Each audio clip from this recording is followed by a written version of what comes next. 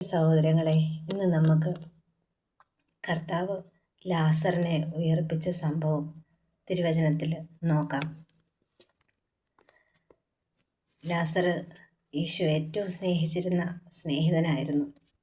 എന്നാൽ ലാസറിന് ദീനം വന്ന് കിടപ്പിലായപ്പോൾ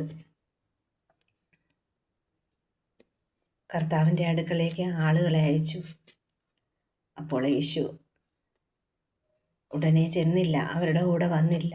വീണ്ടും അവിടെ 2 ദിവസം കൂടി പാർത്തു എന്ന യോഹന്നാൻ്റെ സുവിശേഷം 11-ാം അധ്യായം വായിക്കുമ്പോൾ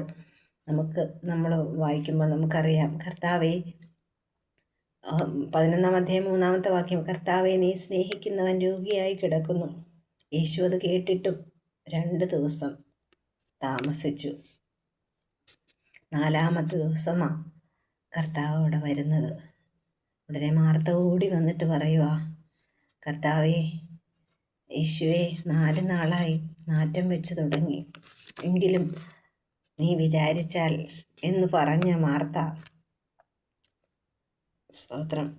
കർത്താവ് മാർത്തയോട് പറയാ, വിശ്വസിച്ചാൽ നീ ദൈവത്തിൻ്റെ മഹത്വം കാണുമെന്ന്.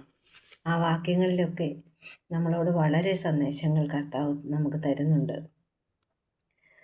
താമസിക്കുന്നു എന്ന് നമ്മൾ വിചാരിക്കുന്ന പല കാര്യങ്ങളും കർത്താവ് താമസിപ്പിക്കുകയല്ല.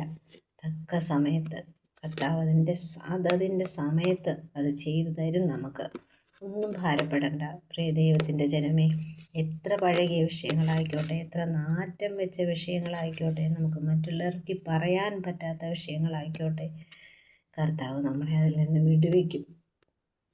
തിരുവചനം നമ്മൾ വായിക്കുമ്പോൾ ഈ വേദഭാഗം നമ്മൾ മുഴുവൻ വായിക്കുമ്പം നമ്മളോട് കർത്താവ് ഒരുപാട് കാര്യങ്ങൾ പറഞ്ഞു തരുന്നുണ്ട്. സ്തോത്രം. ഹല്ലേലൂയ. നന്ദി യേശുവേ. ശവക്കല്ലറയ്ക്കകത്ത് കിടന്ന ശരീരം കർത്താവിൻ്റെ ശബ്ദം കേട്ടു എന്നുള്ളതാണ്. സ്തോത്രം.